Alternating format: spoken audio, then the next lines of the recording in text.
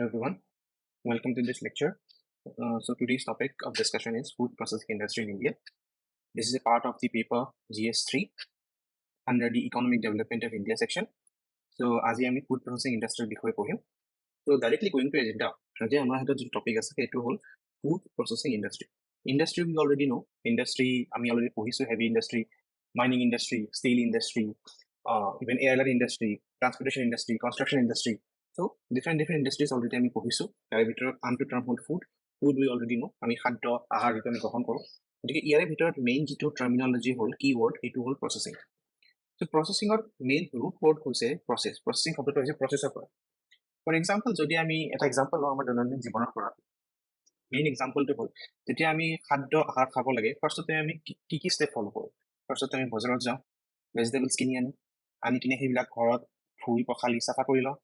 তাৰপিছত যেতিয়া খাদ্য ৰান্ধিবলৈ টাইম হ'ব, সন্ধিয়া দুপৰীয়া যেতিয়াই হয় তেতিয়া আমি সিহঁতক সৰু সৰু টুকুৰা কৰি ল'ম। কনভিনিয়েণ্টলি ৰান্ধিবলৈ যিটো সুবিধা হয় সেই হিচাপতে কাটিং শ্লাইচেছ কৰিম। তাৰপিছত নেক্সট প্ৰচেছটো হ'ল স্পাইচেছ দি কিনে তেল দি কিনে আমাৰ যিটো ৰন্ধাৰ প্ৰক্ৰিয়া হয় থ্ৰু আউট দ্যাট প্ৰচেছ সেইটো আমি ৰান্ধিম। এণ্ড ফাইনেলি সেই খাদ্যটো যিটো আমি প্ৰিপেয়াৰ কৰিব পাৰিলোঁ সেইটো আমি পৰিৱেশন কৰিম বা নিজে গ্ৰহণ কৰিম, ৰাইট? গতিকে ইমানকেইটা ষ্টেপ আমি ফ'ল' কৰোঁ যেতিয়া আমি নিজে খাদ্য খাবলৈ। এই ষ্টেপকেইটা যদি আমি একেলগে কিউমিলেটিভলি ডিছকাছ কৰিবলৈ যাওঁ, গতিকে এইটোৱে হ'ব খাদ্য ৰন্ধনৰ প্ৰচেছ, ৰাইট? চ' প্ৰচেছ মানে হ'ল যে এটা বেছিক ভেজিটেবল মাটিত আছিলে, তাক আমি উঠাই আনিলোঁ, কিনিলোঁ, চাফা কৰিলোঁ, কাটিলোঁ, ৰান্ধিলোঁ, খালোঁ। চ' যেতিয়া তোমাৰ বেছিক খাদ্যটো কেঁচা চব্জি পাচলি ফল মূল আমি আনি পিনে ৰান্ধি পিনে খালোঁ, এইটোৱে হ'ল প্ৰচেছ অফ কুকিং, ৰাইট? চ' যদি আমি ফুড প্ৰচেছ তেতিয়াহ'লে এইটো যদি ৰান্ধনৰ যিটো প্ৰক্ৰিয়া বা কুকিঙৰ যিটো প্ৰচেছ সেইটো যদি প্ৰচেছ হয় তেনেহ'লে ফুড প্ৰচেছিংটো ডিফাৰেঞ্চ কেনেকৈ? How is it different than normal cooking? যদি আমি ইয়াৰ ডেফিনেশ্যনটো চাব খোজোঁ তেতিয়াহ'লে আমি গম পাম যে food processing refers to the value addition in agriculture and allied products to make marketable food products, enhance shelf life, improve quality, or make them functionally more useful. ইয়াৰে ভিতৰত টাৰ্মকেইটা আমি বুজি লওঁ প্ৰথমতে যে ফুড প্ৰচেছিং হ'ল সেইটো প্ৰক্ৰিয়া যিটোৰ দ্বাৰা আমি মেইনলি ভেলু এডিশ্যন কৰোঁ। ভেলু এডিশ্যনৰ অৰ্থটো হ'ল যে আমি যদি বজাৰত এতিয়া আলু কিনিব যাওঁ বা পটেটো কিনিবলৈ যাওঁ, এতিয়া আমি পাম 20 rupees বা 25 rupees per কেজি, ইমান দামত আমি কিনিবলৈ পাওঁ। কিন্তু যদি আমি নৰ্মেল পটেটো চিপছ এটা কিনো, লেইজে হওক, আংকেল চিপছ হওক, যিকোনো ধৰণৰ, তাত হাৰ্ডলি 30 বা 50 গ্ৰাম পটেটো চিপছ থাকে আৰু তাৰ দাম হয় আমাৰ 5 rupees 10 rupees। যদি আমি এইটো এনেকৈ হিচাপ কৰোঁ তেতিয়াহ'লে যদি 50 গ্ৰামত যদি আমি 5 টকা দিব লাগে, 50 গ্ৰামত যদি 5 rupees দিব লাগে, তেন্তে 100 গ্ৰামত আমি 10 rupees দিব লাগিব। এণ্ড 1000 গ্ৰামত আমি 100 rupees দিব লাগিব, ৰাইট? 100 rupees দিব লাগিব। গতিকে পটেটো 1 কিলোৰ দাম হ'ল 20 rupees। কিন্তু যদি আমি সেই পটেটোটোক কিবা এটা প্ৰচেছ ফ'ল' কৰি কিনে চিপছ বনাব পাৰোঁ তেতিয়াহ'লে পটেটোৰ পৰা চিপছ বনালে সেইটোৰ দাম হৈ যাব 100 rupees per kilo। This is just for example. So' আমি ইয়াতে দেখিবলৈ পাওঁ যে পটেটোৰ যিটো দাম হ'ল সেইটো 5 গুণে বৃদ্ধি হৈ গ'ল, ৰাইট? চ' এতিয়া এই দামটো ইমান বৃদ্ধি কিয় হ'ল? কাৰণ আমি সেই পটেটো ক'ৰ পৰা আনিছোঁ, কিনিছোঁ, ভালকৈ শ্লাইচ কৰিছোঁ, কাটিছোঁ, তাক বেকিং কৰিছোঁ বা কনভেকশ্যনেল ৱেৰে তাক কুক কৰিছোঁ, ক্ৰিস্পি বনাইছোঁ, ডিজাইন কৰিছোঁ, স্পাইচেছ মছলা এড কৰিছোঁ, ফাইনেলি আমি ভালকৈ এটা পেকিং কৰিছোঁ, পেকিং কৰি আমি দোকানত বিক্ৰী কৰিবলৈ দিছোঁ, ৰাইট? গতিকে এই যিটো প্ৰক্ৰিয়া যে এটা সাধাৰণ আলু বা খেতি পথাৰৰ পৰা উঠাই আনি পিনে ফাইনেলি আমি যেতিয়া চিপছত কনভাৰ্ট কৰিলোঁ সেইটোৱে হ'ল এনেধৰণৰ প্ৰক্ৰিয়াবিলাকক কোৱা হয় ভেলু এডিশ্যন। এইটোতো এক্সাম্পল হ'ল। আৰু কি ভেলু এডিশ্যন হ'ব পাৰে? যে ঘৰত আমি চাওঁ যে আমি নৰ্মেলি জুচবিলাক কিনিবলৈ পাওঁ, যেনে ফ্ৰুটি, ট্ৰপিকানা অথবা ৰিয়েল ফ্ৰুট জুচ, যিবিলাক নৰ্মেলি কোম্পানীবিলাকে কয় যিটো নেচাৰেল হয়, although they are not natural. So' ফ্ৰুটৰ পৰা জুচ বনোৱা, পটেটোৰ পৰা চিপছ বনোৱা, ইভেন বানানা আমি যিটো কল বুলি কওঁ, কলৰ চিপছো পায় আজিকালি। তাৰোপৰি আজিকালি আমাৰ ধৰা গাখীৰৰ পৰা, মিল্ক প্ৰডাক্টৰ পৰা আমি দৈ পাওঁ। আগতে আমি দৈটো মাটিৰ বাচনত বিক্ৰী কৰিছিলে, আজিকালি পেকেজ হৈ আহে। গতিকে সেইটো এটা ভেলু এডিশ্যন। চ' এই গোটেই প্ৰক্ৰিয়াটো হৈছে ভেলু এডিশ্যন। ভেলু এডিশ্যন কিহত? Agriculture and its allied products. গতিকে এগ্ৰিকালচাৰৰ পৰা যিবিলাক প্ৰডাক্ট পাওঁ সেইবিলাক প্ৰডাক্টত আমি ভেলু এড কৰোঁ। এতিয়া ভেলু এড কিয় কৰোঁ? So' that we can market them. এতিয়া মেইন কথাটো হ'ল আগতে আমি দেখিছিলোঁ যে আগৰ দিনৰ আজিৰ পৰা যদি 10-15 বছৰ পিছলৈ যাওঁ, আমাৰ সমাজত লেইজ, হিপো, ট্যাংগো, বিং ইমানবিলাক চিপছৰ ভেৰাইটি নাছিলে। আগতে এটা ট্ৰান্সপাৰেণ্ট মানে পলিথিনৰ বেগত 5 টকীয়া চিপছ আহিছিলে, সেইটো দেখিবলৈ ভাল নালাগে। কিন্তু আজিকালি যদি আমি চিপছৰ পেকেটটো চাওঁ, ইমান ধুনীয়া দেখিবলৈ, দেখিলেই কিনিব ইচ্ছা যায়, হয় নে নহয়? গতিকে যেতিয়া এটা প্ৰডাক্টক ভাল ধৰণে ৰিপ্ৰেজেণ্ট কৰি পিনে, ভাল পেকেজিং কৰি পিনে বিক্ৰী কৰা হয়, সেইটো কোৱা হয় মাৰ্কেটেবল। That is মাৰ্কেটেবল। দেখিবলৈ ধুনীয়া, মানুহে দেখিলেই কিনিব। So' to make it marketable, enhance shelf life. Shelf life কি হয়? যে আমি যে ঘৰত গাখীৰ কিনি আনো, সেই গাখীৰটো যদি আমি ঘৰত কোনোবা এটা ইউটেনচিলত যদি বাচন এটাত যদি ৰাখি থওঁ, আজি আনিলোঁ, আনিলে দুদিনৰ ভিতৰত যদি আমি তাক গৰম নকৰো এদিন বা দুদিনৰ ভিতৰত বেয়া হৈ যাব কিন্তু যদি আমি নৰ্মেল এক্সাম্পল এটা লওঁ আমুলৰ যিটো পেক হয় আমুলৰ গাখীৰ পায় আমুল এটা গাখীৰ মেনুফেকচাৰিং ডেইৰী মেনুফেকচাৰিং কোম্পানী আমুলৰ যদি আমি এটা পেকৰ কথা ডিছকাছ কৰোঁ এই পেকেটটো সিহঁতে প্ৰডিউচ কৰে ধৰা জানুৱাৰী 2023 আৰু তাৰ যদি আমি লেভেলটো পঢ়ি চাওঁ সিহঁতে কয় এইটো আপুনি 3 বা 4 মাহ পিছতো ইউজ কৰিব পাৰে লেটছ এ এপ্ৰিল অৰ মে 2023 লৈ ইউজ কৰিব পাৰে এতিয়া আমিতো জানো যে নৰ্মেলিটো গাখীৰটো এদিন দুদিনৰ ভিতৰত বেয়া হৈ যাব লাগে কিন্তু ইমান দিন গাখীৰটো ভালে ৰাখিবলৈ সিহঁতে এনেকুৱা কি টেকনলজি লগাইছে বা এনেকুৱা ধৰণৰ কি প্ৰচেছ কৰিছে যিটোৰ পৰা সিহঁতৰ যিটো লাইফ লাইন মানে যিটো লাইফ টাইম হয় কিমান দিন ভালে থাকিব সেইটো বৃদ্ধি হৈ গৈছে নৰ্মেলি যদি আমি একো প্ৰচেছ এপ্লাই নকৰোঁ ঘৰৰ নৰ্মেল বাচনত থৈ দিওঁ সেইটো এদিন দুদিনৰ ভিতৰত বেয়া হৈ যাব কিন্তু আমুলৰ পেকেটটো যদি আমি চাওঁ গম পাম যে 3-4 মাহলৈ গাখীৰটো বেয়া নহয় চ' সেইটোকে কোৱা হয় শেল্ফ লাইফ মিন কিমান দিন ৰাখি থ'লে পেকেটটো ইমান দিনলৈ বেয়া নহয় ইম্প্ৰুভ কোৱালিটি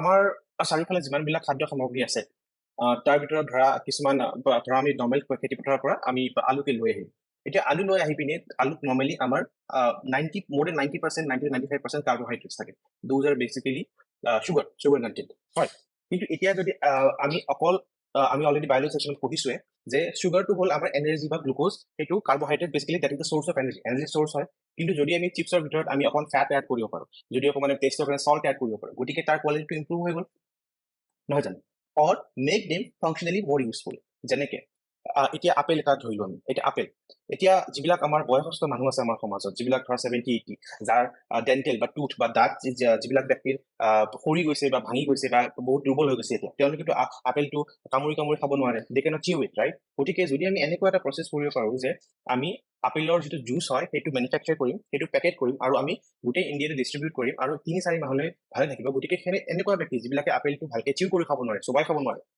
কামুৰি খাব নোৱাৰে তেওঁলোকেও জাষ্ট এটা জুচৰ পেকেটৰ পৰা সেই একেই ধৰণৰ নিউট্ৰিশ্যনে পাব পাৰিব চ' সেইটো এই গোটেই প্ৰচেছকেইটা মিলাই আল্টিমেটলি কোৱা হয় ফুড প্ৰচেছিং এতিয়া যদি আমি প্ৰচেছটোৰ কথা চাওঁ নৰ্মেলি আমি ভাবিব লাগে যে আমাৰ মনত আহিব এই কথাটো যে ফুড প্ৰচেছিংটো একচুৱেলি এগ্ৰিকালচাৰৰ লগত ৰিলেটেড হয় কাৰণ আমি শাক পাচলি ফলবোৰৰ কথা ডিছকাছ কৰিছোঁ বাট অলদো এইটো হেভিলি এগ্ৰিকালচাৰৰ লগত ৰিলেটেড হয় কিন্তু এইটো আচলতে এটা হয় ইণ্ডাষ্ট্ৰি ঠিক আছে এতিয়া ফুড প্ৰচেছিং যিটো ইণ্ডাষ্ট্ৰি হয় সেইটো মেনুফেকচাৰিং ইণ্ডাষ্ট্ৰি হয় কাৰণ কিবা এটা আমি বনাই আছো কিন্তু টিপিকেল মেনুফেকচাৰিং ইণ্ডাষ্ট্ৰি যিটো আমি দেখিবলৈ পাওঁ আমাৰ সমাজত মেনুফেকচাৰিং ইণ্ডাষ্ট্ৰি মানে কিছুমান কোম্পানী গাড়ী বনায় কিছুমানে মোবাইল ফোন বনায় কিছুমানে লেপটপ বনায় কিছুমানে কাপোৰ বনায় কিছুমানে কাঠৰ সামগ্ৰী বনায় গতিকে টিপিকেল যিবিলাক ইণ্ডাষ্ট্ৰি আমি জানো বা কিছুমানে ষ্টীল বনায় সেইবিলাক কোম্পানীৰ পৰা ফুড প্ৰচেছিং ইণ্ডাষ্ট্ৰি ডিফাৰেণ্ট কেনেকুৱা হয় যদি আমি চাওঁ যে এটা যদি ধৰক ফৰ এক্সাম্পল এটা কাৰ মেনুফেকচাৰিং কোম্পানী আছে সেই কোম্পানী এটা গাড়ী বনায় এতিয়া গাড়ী কিহৰ পৰা বনায় গাড়ীৰ কাৰণে আমাক লাগে আইৰণ আৰু aluminium we know' this right from science and technology we know' iron aluminium ইণ্ডাষ্ট্ৰিৰ ওপৰত হেভিলি ডিপেণ্ডেণ্ট হয় তেওঁলোকে আইৰণ অ'ৰ ইম্পৰ্ট কৰে সেইটো আইৰণ অ'ৰ ইম্পৰ্ট কৰি পিনে তাৰ পৰা তেওঁলোকে সেইটো মেল্ট কৰি পিনে ষ্ট্ৰাকচাৰ মল্ডৰ ভিতৰত দি কিনে গাড়ীৰ শেপত বনায় তাৰপিছত অন্য জেগাৰ পৰা আৰু বিভিন্ন ধৰণৰ লিথিয়াম আয়ন বিভিন্ন ধৰণৰ মেটেলবিলাক মিলাই আল্টিমেটলি তেওঁলোকে এখন গাড়ী বনায় ৰাইট চ' ইনিচিয়েলি যিটো প্ৰডাক্ট আছিলে সেইটো হ'ল আইৰণ বা এলুমিনিয়াম আৰু ফাইনেলি এখন গাড়ী পালোঁ যদি আমি ইনিচিয়েল প্ৰডাক্টটো যিটো আইৰণ নৰ্মেলি মাটিৰ ভিতৰত থকা আইৰণ বা এলুমিনিয়াম আছিলে আৰু ফাইনেল যিটো প্ৰডাক্ট সেইটো হ'ল আমাৰ গাড়ীখন দুয়োটাৰ মাজত বহুত পাৰ্থক্য আছে কিন্তু যদি আমি ফুড প্ৰচেছিং ইণ্ডাষ্ট্ৰিৰ বিষয়ে পঢ়িবলৈ চাওঁ তেতিয়াহ'লে আমি দেখিম যে ফুড প্ৰচেছিং ইণ্ডাষ্ট্ৰিত the final product is very similar to the raw product যদি আমি চিপছৰ পেকেটটোৰ পৰা এটা চিপছ উলিয়াই চাওঁ সেইটো তেতিয়াও সেইটোৰ ভিতৰত অকল আলুৱে থাকিব right so' the final product is very similar to the initial product কিন্তু manufacturing industry heavy manufacturing industry final product is very different from the raw material right so' overall এইখিনিয়ে হ'ল food processing industry basic definition এতিয়া আমি চাম যে food processing ইণ্ডাষ্ট্ৰিৰ steps কি involve হয় what are the types of food processing কি ধৰণৰ প্ৰচেছ ফ'ল' কৰা হয় গভৰ্ণমেণ্টৰ কি initiative so' let's discuss the next point এতিয়া যদি আমি ফুড প্ৰচেছিং যিটো হ'ল প্ৰচেছ হয় যেনেকৈ আমি কৈছোঁ যে বহুত ধৰণৰ ষ্টেপছ থাকে তাত আমি কি ষ্টেপ ফ'ল' কৰিব পাৰোঁ এইটো আমি এটা চাৰ্ট টাইপ বা টেবুলাৰ ফৰ্মত আমি এইটো বুজিবলৈ চেষ্টা কৰিম যে ফাৰ্ষ্ট অফ অল যদি আমি এটা এক্সাম্পল লওঁ যে গ্ৰেইন মানে হ'ল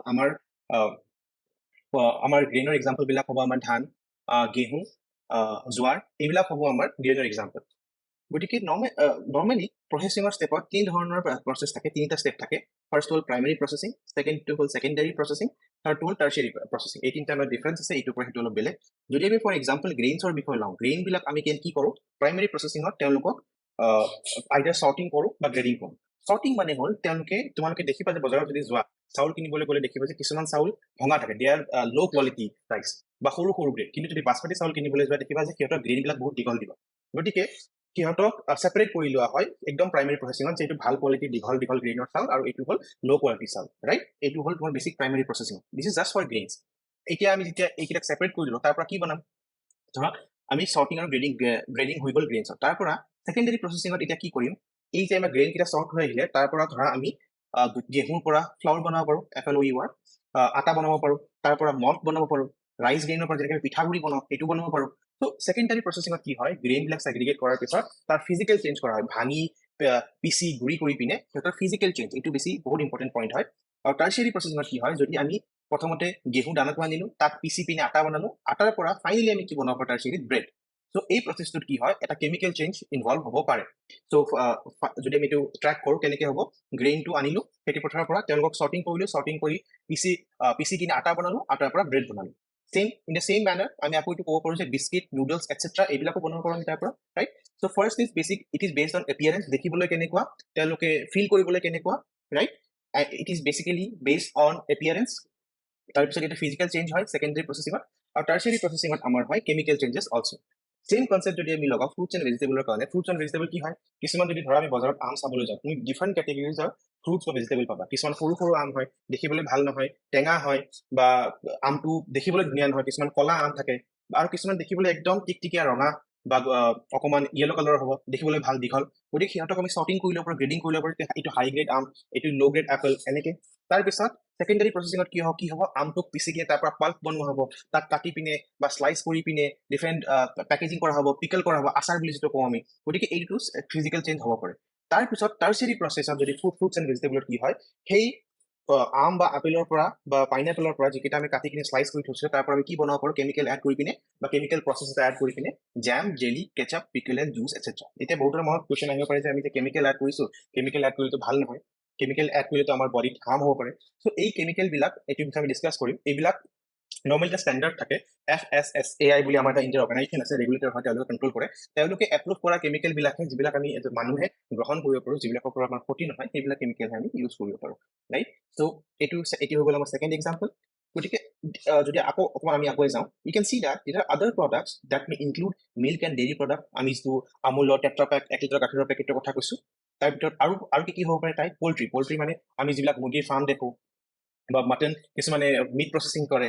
তাৰপিছত মাৰিন প্ৰচেছিং ৰিলেটেড ফিছ। এতিয়া যদি তোমালোকে ডিছকাভাৰী চেনেল বা নেট জিঅ'গ্ৰাফিকত চোৱা, দেখিবলৈ পাবা যে বহুত ডাঙৰ ডাঙৰ শ্বিপ সাগৰৰ মাজত গৈ পিনে তাত মাছ চিকাৰ কৰিবলৈ যায়, মাছ ধৰিবলৈ যায়। এতিয়া ইমান দূৰত গৈ পিনে ঘূৰি আহোঁতে 2-3 মাহ লাগে, গতিকে তেওঁলোকে ইমান 2-3 মাহলৈ যিমানবিলাক মাছ ধৰিলে কেনেকৈ ভালে ৰাখিব, সেই ফিছটো কেনেকৈ প্ৰিজাৰ্ভ কৰিব, বা চি ফুড যেনে কি চি ফুড থাকে কিছুমান আমাৰ এইখিনিত আমাৰ ইণ্ডিয়ান চাব কণ্টিনেণ্টত বাৰু ইমান কনজিউম নহয়, বাট হেভিলি কনজিউম হয় কেৰেলা কোষ্টৰ পিনে। কি হয়, prawns, lobsters, crabs, sometimes octopus and squid, এইবিলাকো কিছুমান জনজাতিয়ে খায়, কিছুমান এৰিয়াৰ মানুহে খায়। গতিকে সেইবিলাকো বিভিন্ন ধৰণৰ প্ৰচেছিঙৰ দৰকাৰ হয়, সেই খাদ্যবিলাককো।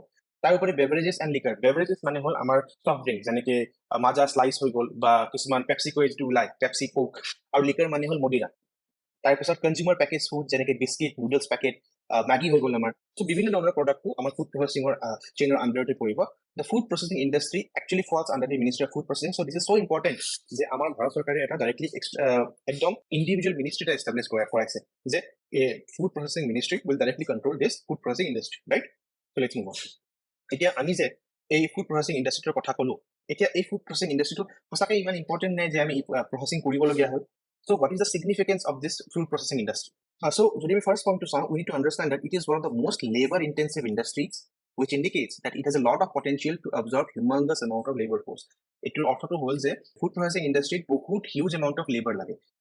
এটা ছাৰ্ভে আছে, এটা ছাৰ্ভেৰ মতে তোমালোকে নোট ডাউন কৰি ল'ব পৰা, যদি নৰ্মেলি কি হয়, আমি কোনোবা এটা কোম্পানী বা ইণ্ডাষ্ট্ৰি ষ্টাৰ্ট কৰিবলৈ ইনিচিয়েল টকা ইনভেষ্ট কৰিব লাগিব, কেপিটেল ইনভেষ্ট কৰিব লাগিব। গতিকে কেপিটেল ইনভেষ্ট কৰিলে বিজনেছ এটা ষ্টাৰ্ট হয়। গতিকে যদি আমি অকল ফুড প্ৰচেছিং ইণ্ডাষ্ট্ৰিৰ বিষয়ে চাবলৈ চেষ্টা কৰোঁ, তেতিয়াহ'লে আমি এটা সমীক্ষাৰ পৰা আমি গম পাওঁ যে 7.5 lakhs of rupees is required to create one job in food processing industry, right? And তাৰ তলত হ'ল 8 lakh rupees is required to create one job in textile industry. This is in textile, this is in food processing industry, right? আৰু যদি আমি বাকী ইণ্ডাষ্ট্ৰিৰ কথা কওঁ, বাকী ইণ্ডাষ্ট্ৰিৰ কথা ডিছকাছ কৰোঁ, অন এন এভাৰেজ পুৰা ইণ্ডাষ্ট্ৰিয়েল ছেক্টৰটোত যদি হয়, তাত 14.5 lakhs of rupees লাগে এটা জব ক্ৰিয়েট কৰিব কাৰণে, ৰাইট? গতিকে আমি যদি এইটোক এনেধৰণে এনালাইজ কৰোঁ যে ফুড প্ৰচেছিং ইণ্ডাষ্ট্ৰিত মাত্ৰ 7.5 লাখ টকা বিনিয়োগ কৰিলে এটা চাকৰি, এটা এমপ্লয়মেণ্ট জেনেৰেট কৰিব পাৰি।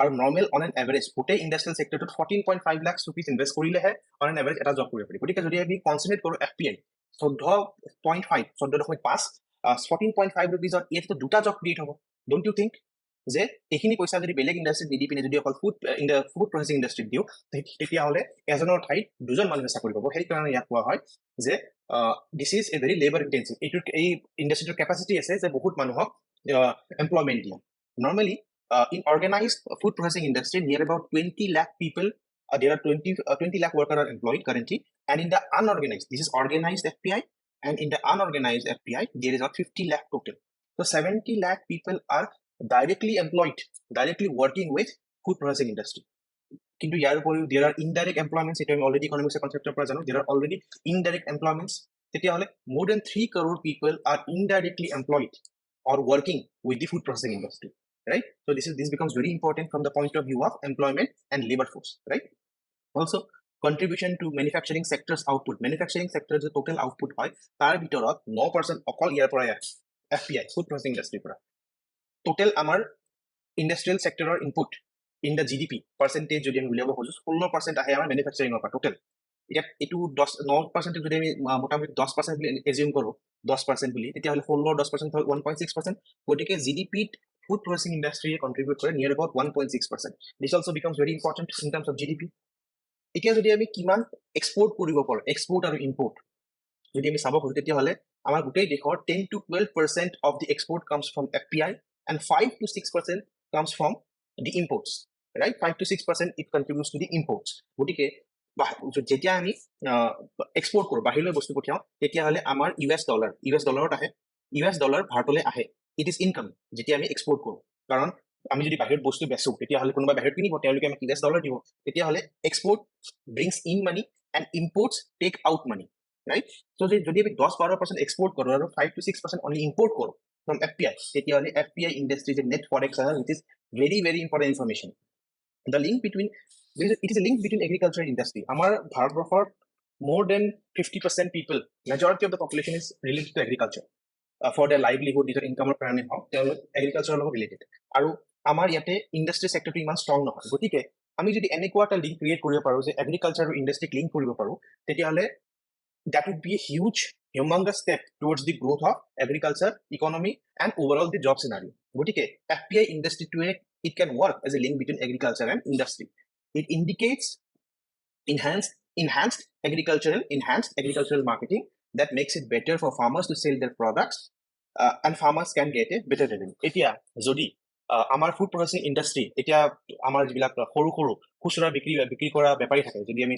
চব্জি মণ্ডিলৈ যাওঁ তেতিয়া দেখিম যে তেওঁলোকে 20 টকা 30 টকা 60 টকা কিলো চব্জি বেচে কিন্তু তেওঁলোকে যদি হোলচেল ৰেটত ডাঙৰ ফুড প্ৰসেছিং ইণ্ডাষ্ট্ৰি ফল বা চব্জি বেচিব পাৰে তেতিয়াহ'লে তেওঁলোকে বেছি ভাল ৰেভিনিউ পাব গতিকে it can work as a revenue garner for the farmers as well etu বহুত important point হয় it will help to reduce the wastage as they can sell directly এতিয়া কি হয় আমাৰ সবজি বেপাৰী বিলাকে বা খুচুৰা বিক্ৰী কৰা যিবিলাক বিক্ৰী কৰা আমাৰ সবজি ভেন্ডাৰ আছে সিহঁতৰ দিনত এইটো নহয় যে আজি গোটেইখিনি সবজি বিক্ৰী হ'ল কালি মই আৰু সবজি আনিম এটো সাৰ্টেনিটি নাই যে কালি গোটেইখিনি সবজি বিক্ৰী হ'ব so there is a high proportion of wastage যেতিয়া তেওঁলোক ৰাতি ঘৰত ঘূৰি যায় বছৰৰ পৰা তেতিয়া হিউজ এমাউণ্ট কাৰণ এইটো পেৰিছেবল গুড হয় পেৰিছেবল গুড মানে কি যিবিলাক গুডছ বা যিবিলাক বস্তু সোনকালে বেয়া হৈ যায় সবজি পাচলি দিনটো বাহিৰত থাকিব তেওঁলোকে দোকানত ৰাখিব বেয়া হৈ যাব গতিকে সেইবিলাক হ'ল পেৰিছেবল গুড পেৰিছ হৈ যায় বেয়া হৈ যায় গতিকে নৰ্মেলি যদি তেওঁলোকে কনভেনচনেল ৱেৰে সেল কৰিব খোজে তেতিয়াহ'লে সোনকালে সিহঁতৰ এই যিটো পেৰিছেবল কমোডিটি হয় সেইটো পৰা ৱেষ্টেজ বেছি হয় কিন্তু তেওঁলোকে যদি ডাঙৰ FPI ইণ্ডাষ্ট্ৰিক বেচিব পাৰে কাৰণ তেওঁলোকে ডাঙৰ ভলিউমত কিনিব 1 কুইণ্টল 2 কুইণ্টল বা 100 কুইণ্টলত কিনিব তেতিয়াহ'লে তেওঁলোকৰ ৱেষ্টেজটো ৰিডাকশ্যন হয় আৰু যদি এইটো ৱেষ্টেজ ৰিডাকশ্যন হয় তেতিয়াহ'লে আমাৰ ফুড সিকিউৰিটি ইম্প্ৰুভ হ'ব ওভাৰঅল নহয় জানো right so it will also lead to development and storage and warehouses it enables farmers to diversify crops and commercialization of agriculture এটা diversify crops কি হয় এতিয়া যদি আমি এতিয়া এই ডাইভাৰ্সিফিকেশন অফ ক্ৰপছ যেটো হয় সেইটো এটা ব্ৰড কনসেপ্ট হয় but I will explain in brief diversification of crops মানে হ'ল বিভিন্ন ধৰণৰ খেতিক মানে প্ৰমোট কৰা যদি আমি এটা এৰিয়াত যোৱা 20 বা 25 বছৰ বা 50 বছৰ ধৰি অকল ধানৰ খেতি হৈছে বা অকল কল উৎপাদন হয় কিন্তু যদি আমি এটা ফুড প্ৰসেছিং ইণ্ডাষ্ট্ৰি এটা খোলো তেওঁলোকে কৈছে নহয় আমি আপোনালোকৰ পৰা চব্জি পাচলিও বা কিনিম আপোনালোকৰ পৰা আমি আমাক আপেল লাগিব বিভিন্ন ধৰণৰ ফল লাগিব আমাক তেতিয়াহ'লে কি হ'ব যদি ফুড প্ৰসেছিং ইণ্ডাষ্ট্ৰিটো এখন এৰিয়ালৈ আহে তেওঁলোকে অকল ধানেই নহয় বিভিন্ন ধৰণৰ আৰু ক্ৰপছ উৎপাদন কৰিবলৈ উৎসাহিত নহয় জানো কাৰণ তেওঁলোকে ধান কিয় উৎপাদন কৰে কোনোবা এটা এৰিয়াত এটা ক্ৰপ মেজৰলি কিয় উৎপাদন হয় কাৰণ সেইটো এৰিয়াত সেইটো ক্ৰপে মেইনলি চলে, যেনে আমাৰ অসমৰ দৰে এৰিয়াত বা বেংগলৰ দৰে এৰিয়াত মেইনলি ষ্টেপল ডায়েট, যিটো দৈনন্দিন খাদ্যৰ যিটো মেইন ইনগ্ৰেডিয়েণ্ট হয় সেইটো হ'ল চাউল বা ধান। আৰু যদি আমি নৰ্থৰ ফালে যাওঁ তেতিয়াহ'লে পঞ্জাৱৰ দৰে এৰিয়াত বা হাৰিয়ানাৰ দৰে এৰিয়াত তেওঁলোকে ঘেঁহু উৎপাদন কৰি গৈছে, কাৰণ সেইটো তেওঁলোকৰ ষ্টেপল ডায়েট হয়। গতিকে যদি আমি ক্ৰপ ডাইভাৰ্চিফিকেশ্যন প্ৰমোট কৰিব লাগে, কাৰণ এটা বস্তু খাই থাকিলেতো আমাৰ নিউট্ৰিচনেল ডেভেলপমেণ্ট নহ'ব, বডি ডেভেলপমেণ্ট নহ'ব। গতিকে যেতিয়া আমি বেলেগ বিভিন্ন ধৰণৰ ক্ৰপকো আমি যেতিয়া প্ৰমোট কৰিব পাৰোঁ, তাৰ কাৰণে FPI becomes very important.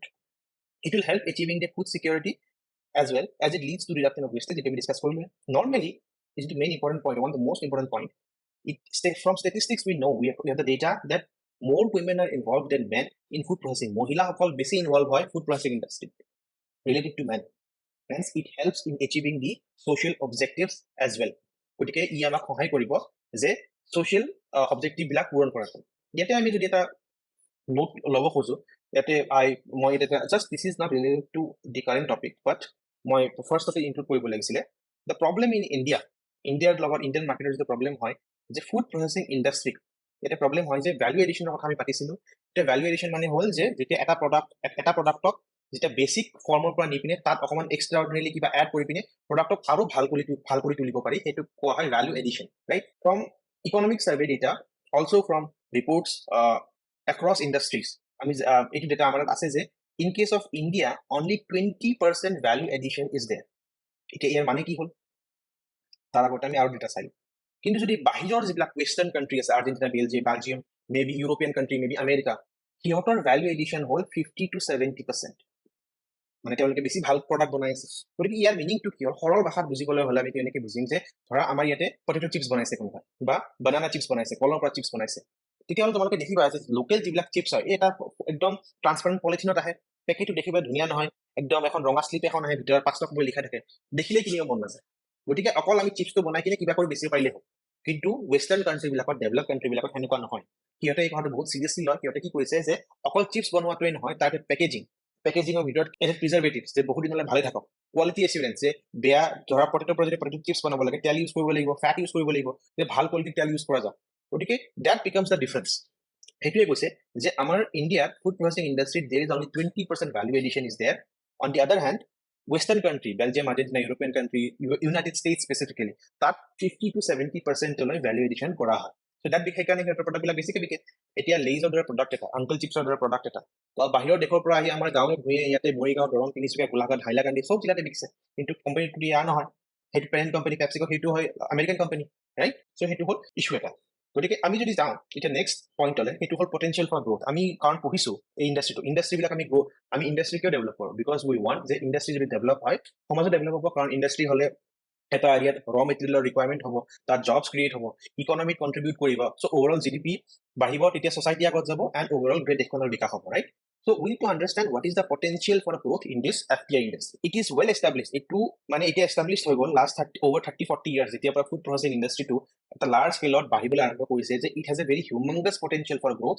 ইয়াক সেইকাৰণে ছানৰাইজ ইণ্ডাষ্ট্ৰী বুলি কোৱা হয়, ছানৰাইজ ইণ্ডাষ্ট্ৰী। আৰু ইণ্ডিয়াৰ যিটো এডভান্টেজ হয় সেইটো যদি আমি ডিছকাছ কৰিব লাগে, then we will see that, এইখন যদি আমি ইণ্ডিয়াৰ মেপ এখন এনেকৈ ড্ৰ কৰিব খোজোঁ, যদি আমি এনেকৈ ড্ৰ কৰোঁ, চ' উই উইল চি ডেট ইয়াতে আমাৰ কি আছে, this is the mountain range, right? This is the desert, long coastal lines, central plains, the Deccan Basalt Plateaus, like that, and the Gangetic fertile plains. We have Brahmaputra fertile plains here. So, আমি যদি চাওঁ, what we can understand is that আমাৰ ইণ্ডিয়াৰ ভিতৰত, ভাৰতবৰ্ষৰ ভিতৰত, there are diverse agroclimatic conditions, there are diverse agroclimatic zones. Himalayan mountain belt এটা হ'ল, এটা desertic climate এটা আছে, শুকান যিটো কটন বা কটন হ'ল, তো আৰু টবেকো টাইপ প্ৰডাক্টছ হ'ল, সেইবিলাকৰ কাৰণে বহুত হেভিলি ফেভাৰ্ড হয়। Palm oil, something like that, castor oil specifically in Gujarat.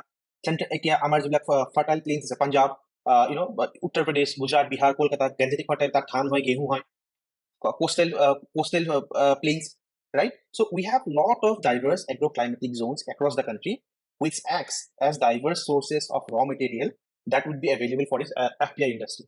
যিহেতু আমাৰ তাত ইমান ধৰণৰ সোৰ্চ আছে, গতিকে FPI ইণ্ডাষ্ট্ৰীটো গ্ৰ' কৰিবলৈ সুবিধা হ'ব লাগে, ৰাইট? তাৰ ভিতৰত ছেকেণ্ড পইণ্টটো হ'ল, অলছ' আমাৰ কাণ্ট্ৰিখন এতিয়া ডেভেলপ নহয়, গতিকে we are a developing or emerging country. তাতে আমাৰ population has recently become the highest population all over the world. We are the country having the highest population, right? গতিকে আমি যদি চাওঁ আমাৰ ডেমোগ্ৰাফিক ডিভিডেণ্ড বুলি যিটো কয়, চ' যদি চিম্পলি আমি কওঁ আমাৰ যিটো average age of this country is between 28 to 30, that is in the working population, around 28 to 30. এইটো কনফাৰ্ম কৰিব লাগিব, বাট নিয়াৰ about in the 20s only, mid-20s or mid-20s, yes. গতিকে ইমান যদি আমাৰ ভাল এটা লেবাৰ ফ'ৰ্চ আছে আৰু আমি যিহেতু ইমাৰ্জিং কাণ্ট্ৰি হয়, গতিকে আমাৰ ইয়াত ৱেজ ৰেট বা দিন হাজিৰা কৰিলে এজন লেবাৰক যিমান দৰমহা দিব লাগে, গতিকে সেইটো বহুত সোনকালে বহুত হিউজ এমাউণ্টত এভেইলেবল হয়, যিটো FPI ইণ্ডাষ্ট্ৰীৰ কাৰণে বহুত বেছি ইম্পৰ্টেণ্ট, কাৰণ আমি অলৰেডি পঢ়িছোঁ যে FPI industry is very heavily labor intensive, right? Also, recently we have seen that a liberal kind of policy approach has been taken by the government in FPI industry. Okay, here potentials are main, one of the main reasons for the recently কি হৈছে after the economic reforms, also with the emergence of globalization অহাৰ লগত কি হৈছে on an average আমাৰ সমাজত প্ৰতিঘৰ মানুহৰে on an average income level increase হৈছে, গতিকে যিবিলাক আগতে ল' ইনকাম ফেমিলি আছিলে তেওঁলোকে এতিয়া মিডল ক্লাছ হৈ গৈছে, তেওঁলোক আগতে কি আছিলে জইণ্ট ফেমিলি আছিলে এতিয়া নিউক্লিয়াৰ ফেমিলি হৈ গৈছে, এতিয়া ইনক্ৰিজ ইন ৱৰ্কিং উইমেন, আগতে তিৰোতা মানুহবিলাকে অকল ঘৰ চম্ভালিছিলে এতিয়া তেওঁলোকে কাম কৰিবলৈ আৰম্ভ কৰিছে, increase in urbanisation, increase in health consciousness, গতিকে এইকেইটা হ'লে we need to understand এইকেইটা যে চেঞ্জ হৈছে আমাৰ ছ'চাইটিত তাৰ পৰা কি এফেক্ট হ'ল। এতিয়া যেতিয়া আমাৰ সমাজত যেতিয়া মিডল ক্লাছ, যেতিয়া মানুহৰ লেভেলত ইনকাম লেভেল বাঢ়ি যাব, তেওঁলোকে কি হ'ব, আগতে যদি তেওঁলোকে অকণমান ল' গ্ৰেড গাখীৰ কিনিছিলে এতিয়া তেওঁলোকে ক'ব নহয় আমাৰ ইনকাম বাঢ়িছে, গতিকে আমিও এতিয়া আমুলৰ দৰে হাই কোৱালিটি টেট্ৰা পেকৰ গাখীৰহে কিনিম, আমি 10 টকাৰ কাৰণে এটা সস্তা বস্তু নিকিনো, আমি আগতে এইটো বা চাউল লৈছিল এইটো কিনিছিলো, আজিকালি আমি এইটো নিকিনো, আগতে বিস্কিটটো আমি খোলা বিস্কিট কিনিছিলো, আজিকালি আমি পেকেট পাৰ্লেজি বিস্কিটটো হেল্প, গতিকে with increase in income level মানুহৰ পাৰ্চেজিং বিহেভিয়াৰটো চেঞ্জ হয়, hence the demand is increasing for food processing industry or process foods.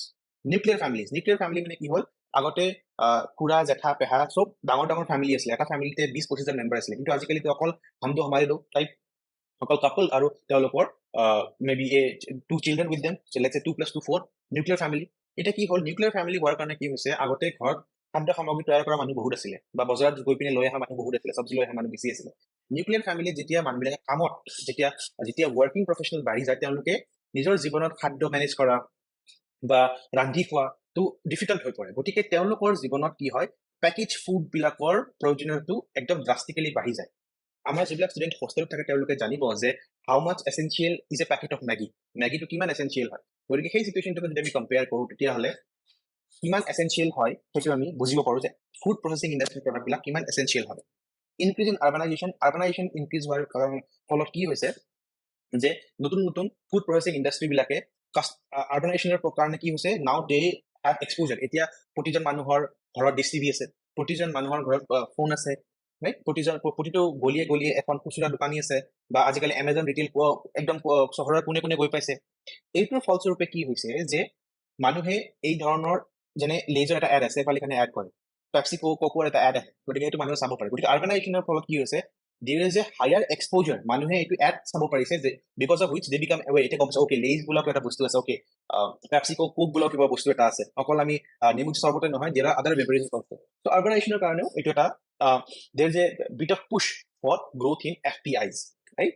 Also there is increase in health consciousness, এতিয়া আমিতো নৰ্মেলি জানো যে আমি এটা কনচেপ্ট আছে মনত যে বা আমি এটা ধাৰণা লৈছো যে একচুৱেলি প্ৰচেছ ফুডবিলাক ইমান ভাল নহয়, আনহেল্ডি নহয়, কিন্তু যদি আমি just for sake of example আমি যদি চাওঁ, এজন মানুহৰ বাটাৰ খাবলৈ ইচ্ছা আছে কিন্তু তেওঁ নিজৰ কেলৰি শকত হ'ব ইচ্ছা নাই, গতিকে আজিকালি কি হয় বজাৰত গ'লে দেখিবা যে ল' কেলৰি বাটাৰ আহে, গতিকে ল' কেলৰি বাটাৰটো কোনে কৰে, low' calorie butter is prepared by the food processing industry, so' this kind of options are available, এতিয়া মানুহৰ হাতত বহুত বেছি অপশ্যন হৈছে।